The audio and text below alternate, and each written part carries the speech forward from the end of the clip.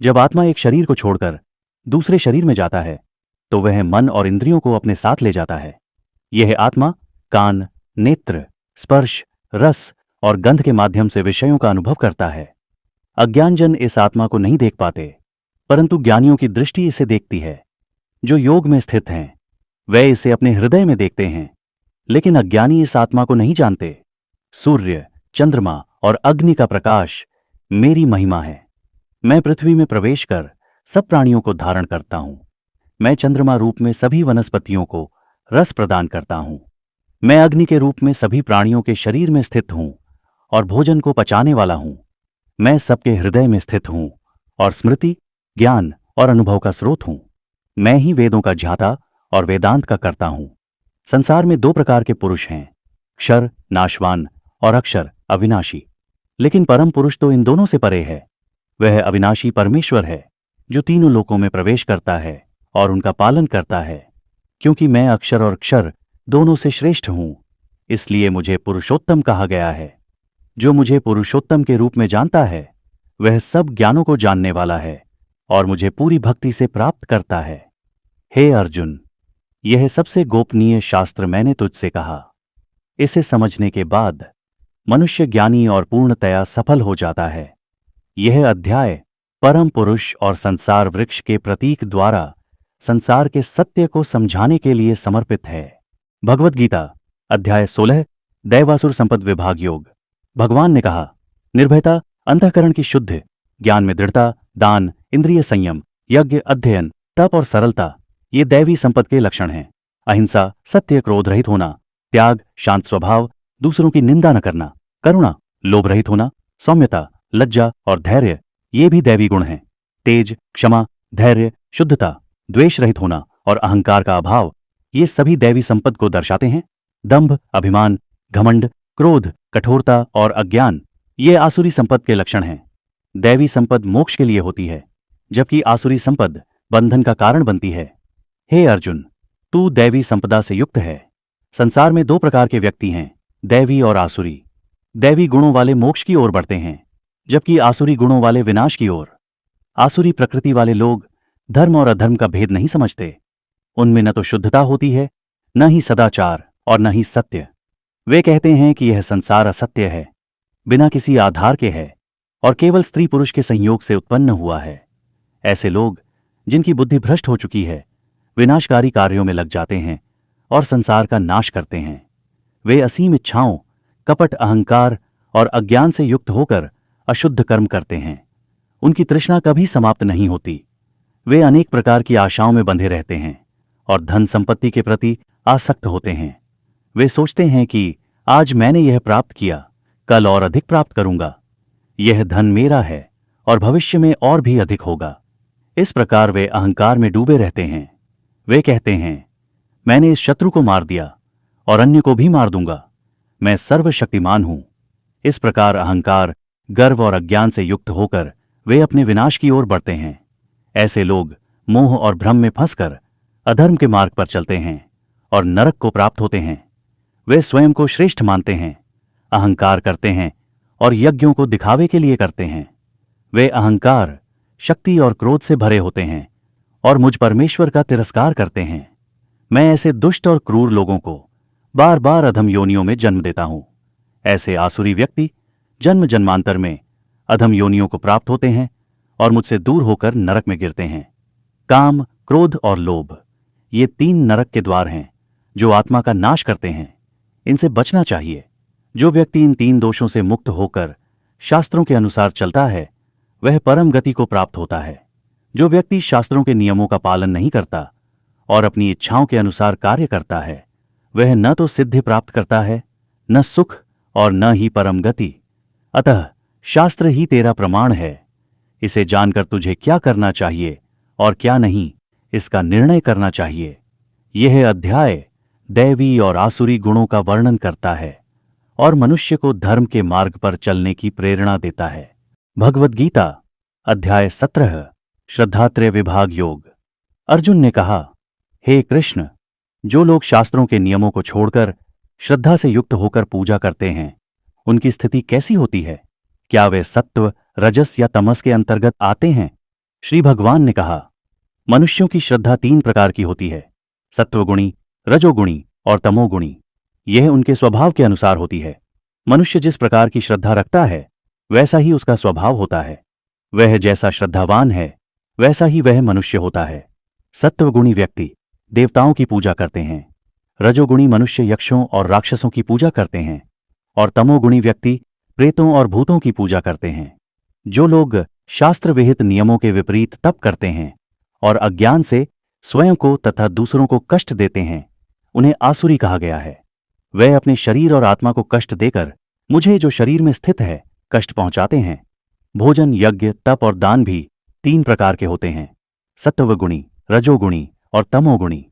सत्वगुणी भोजन वह है जो आयु, बल, स्वास्थ्य, सुख और तृप्ति बढ़ाता है। यह स्वादिष्ट, पौष्टिक और पचने में हल्का होता है। रजोगुणी भोजन वह है जो कड़वा, खट्टा, नमकीन, अधिक गर्म, तीखा और रुचिकर है, लेकिन दुख, चिंता और रोग उत्पन्न करता है।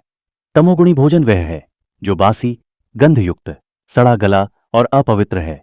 सत्वगुणी यज्ञ वह है जो शास्त्र विधि के अनुसार किया जाता है, जिसमें फल की कामना नहीं होती और जो मन से कर्तव्य समझकर किया जाता है। रजोगुणी यज्ञ वह है जो दिखावे के लिए और फल की कामना से किया जाता है। तमोगुणी यज्ञ वह है जो शास्त्र विधि के विरुद्ध किया जाता है, जिसमें प्रसाद, मंत्र, दक्षिणा का अभाव होता है और जो बिना श्रद्धा के किया जाता है। सत्वगुणी तप वह है जिसमें शरीर, वाणी और मन को शुद्ध करने के लिए किया गया तप शामिल होता है।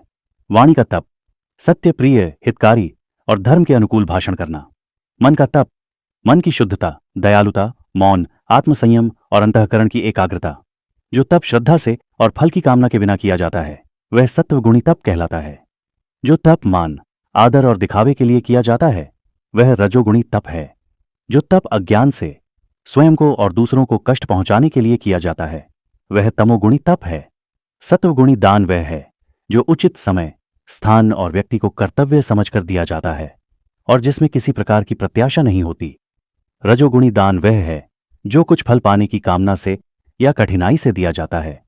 तमोगुणी दान वह है जो अपात्र व्यक्ति को अपमानपूर्वक और बिना श्रद्धा के दिया जाता है। एयुएम तत्सत, यह त्रिविध नाम ब्रह्म और वेदों का सूचक है और इसे यज्ञ, दान और तप के लिए नियत किया गया है। एयुएम का उच्चारण करते हुए कर्तव्य पालन की भावना से यज्ञ, दान और तप किया जाता है। तत् शब्द के साथ फल की कामना के बिना यज्ञ, तप और दान किया जाता है।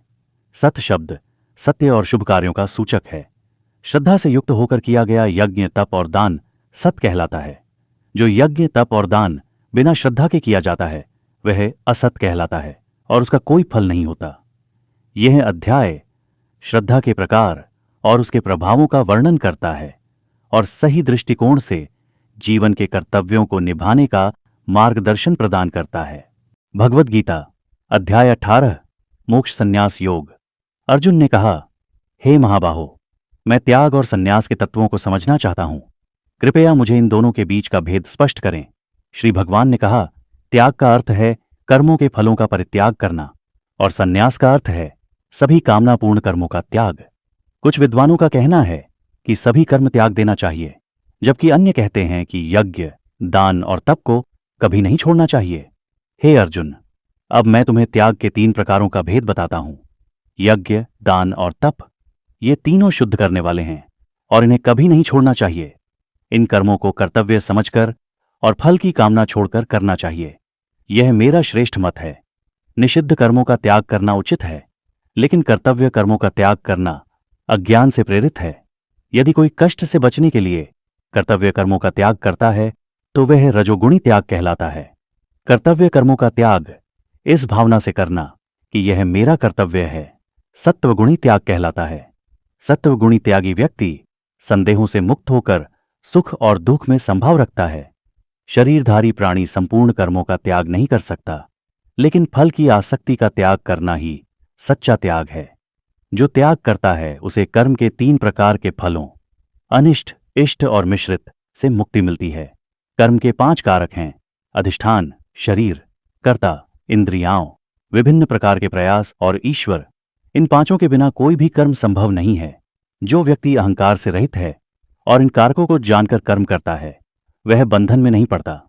जो व्यक्ति अपने आप को कर्ता मानता है वह अपूर्ण बुद्धि वाला है और कर्म के फल को प्राप्त करता है। जिसे अहंकार का अभाव है और जिसकी बुद्धि शुद्ध है, वह चाहे कितने भी कर्म करे, वह बंधन में नहीं पड़ता। ज्ञान, ध्येय, जानने योग्य और झाता, ये तीन ज्ञान के प्रेरक हैं। कर्म, करण, साधन और कर्ता, ये तीन कर्म के कारक हैं। सत्वगुणी ज्ञान वह है जो सभी प्राणियों में एकता देखता है। रजोगुणी ज्ञान वह है जो विभिन्नताओं में विभाजित है। तमोगुणी ज्ञान वह है जो सत्य से विपरीत और संकीर्ण है। सत्वगुणी कर्म वह है जो शास्त्र विधि के अनुसार आसक्ति रहित और अहंकार रहित होकर किया जाता है। रजोगुणी कर्म वह है जो फल की कामना और अहंकार के साथ किया जाता है। तमोगुणी कर्म वह है जो अज्ञान से, हानिकारक और बिना विचार के किया जाता है। सत्वगुणी कर्ता वह है जो निरासक्त, उत्साही और सुख दुख में संभाव रखता है। रजोगुणी कर्ता वह है जो लोभी, अहंकारी और कर्म के फलों में आसक्त होता है। तमोगुणी कर्ता वह है जो अस्थिर, कपटी, आलसी और उदास होता है। बुद्धि और धैर्य भी तीन प्रकार के होते हैं: सत्वगुणी, रजोगुणी और तमोगुणी। सत्वगुणी बुद्धि वह है जो धर्म और अधर्म, कार्य और अकार्य में भेद कर सकती है। रजोगुणी बुद्धि वह है जो धर्म और अधर्म में भेद नहीं कर पाती। तमोगुणी बुद्धि वह है जो अज्ञान से भ्रमित होती है। सत्वगुणी धैर्य वह है जो मन, प्राण और इंद्रियों को संयमित रखता है। रजोगुणी धैर्य वह है जो कामना और फल प्राप्ति की आसक्ति में लगा रहता है। तमोगुणी धैर्य वह है जो भय, आलस्य और मोह में स्थित होता है। सुख भी तीन प्रकार का होता है: सत्वगुणी, रजोगुणी और तमोगुणी। सत्वगुणी सुख वह है जो प्रारंभ में कष्टदायक लेकिन अंत में आनंददायक होता है। रजोगुणी सुख वह है जो प्रारंभ में आनंददायक लेकिन अंत में कष्टदायक होता है।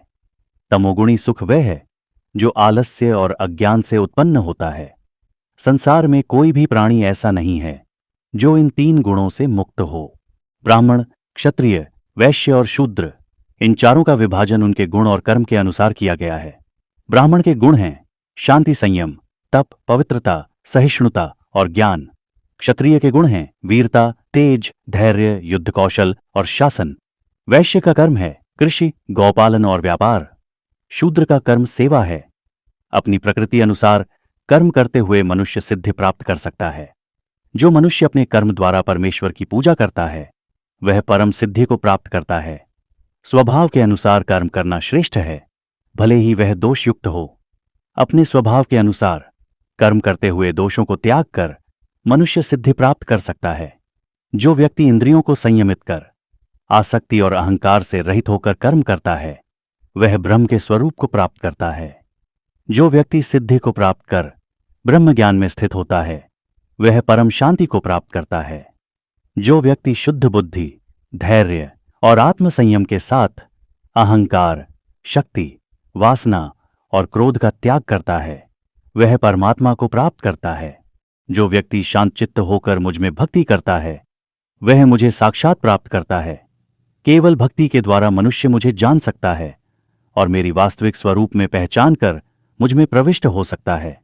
जो व्यक्ति मेरे आश्रय में रहता है और सभी कर्म करता है, वह मेरी कृपा से अनंत शांति प्राप्त करता है। मन और बुद्धि को मुझ में अर्पित कर मेरी शरण में आओ। मेरी कृपा से तुम सभी कष्टों को पार करोगे। यदि अहंकारवश मेरे आदेशों का पालन नहीं करोगे तो विनाश को प्राप्त करोगे। अपने स्वभाव से प्रेरित होकर तुम वही करोगे जो तुम्हें करना चाहिए। भगवान सभी प्राणियों के हृदय में स्थित हैं और अपनी माया से सभी को चलाते हैं, इसलिए उसकी शरण में जाओ। उसकी कृपा से तुम परम शांति और शाश्वत धाम को प्राप्त करोगे। मैंने तुम्हें यह गुप्त ज्ञान बताया, अब तुम जैसा चाहो वैसा करो। मेरे प्रिय होने के कारण मैं तुम्हें फिर से यह सर्वोच्च रहस्य बता रहा हूं। मुझ में मन लगाओ, मेरी भक्ति करो, मेरा पूजन करो और मुझे प्रणाम करो। सभी धर्मों को त्याग कर केवल मेरी शरण में आओ। मैं तुम्हें सभी पापों से मुक्त कर दूंगा। यह ज्ञान उन लोगों को मत बताओ जो तपस्वी, भक्त या सेवा के इच्छुक नहीं हैं। जो इस ज्ञान को मेरे भक्तों तक पहुंचाता है, वह मुझे सर्वाधिक प्रिय है और वह निश्चित ही मुझे प्राप्त करेगा। जो इसे सुनता है और श्रद्धा रखता है, वह भी पुण्य कर्मों से मुक्त हो जाता है। जो श्रद्धा और ध्यानपूर्वक इसे पढ़ता है, वह मोक्ष प्राप्त करता है। हे अर्जुन, क्या तुम्हारे मोह का नाश हुआ? अर्जुन ने कहा, हे कृष्ण, मेरी स्मृति वापस आ गई है। मैं अब संदेह रहित हूं और आपकी शरण में हूं। भागवत गीता का उद्देश्य भागवत गीता का मुख्य उद्देश्य मानव जीवन को सही दिशा प्रदान करना है। यह ग्रंथ जीवन के गूढ़ रहस्यों को स्पष्ट करता है और आत्मा, कर्म, धर्म और मोक्ष का मार्गदर्शन देता है। इसके उद्देश्यों को निम्न बिंदुओं में समझा जा सकता है। पहला है धर्म का पालन करना। गीता सिखाती है कि हर व्यक्ति को अपने कर्तव्यों, धर्म का पालन करना चाहिए, चाहे परिस्थितियां कितनी भी कठिन क्यों न हों। दूसरा है कर्मयोग का सिद्धांत। इसमें निष्काम कर्मयोग का महत्व बताया गया है, अर्थात फल की इच्छा किए बिना अपने कर्मों को करना। यह जीवन में शांति और संतुलन लाने का मार्ग है। तीसरा है आत्मा का ज्ञान। गीता यह समझाती है कि आत्मा अमर और शाश्वत है, जबकि शरीर नश्वर है। यह दृष्टिकोण मृत्यु के भय को दूर करता है। चौथा है सही निर्णय लेना। गीता हमें मोह और अज्ञानता से मुक्त होकर विवेकपूर्ण निर्णय लेने की प्रेरणा देती है। पांचवा है समर्पण। भगवान कृष्ण के उपदेश यह बताते हैं कि समर्पण और भक्ति के माध्यम से ईश्वर तक पहुंचना संभव है। छठा है मानसिक शांति। गीता मनुष्य को सुख दुख, लाभ हानि और जय पराजय में संभाव रखना सिखाती है। सातवां है उन्नति। गीता का अंतिम लक्ष्य व्यक्ति को मोक्ष, मुक्ति के मार्ग पर ले जाना है, जहां वह संसार के बंधनों से मुक्त होकर परमात्मा में लीन हो सके। संक्षेप में, भागवत गीता मानव जीवन के हर पहलू पर मार्गदर्शन प्रदान करती है। यह एक आध्यात्मिक और व्यावहारिक ग्रंथ है जो जीवन को शांति, संतुलन और मुक्ति की ओर ले जाता है।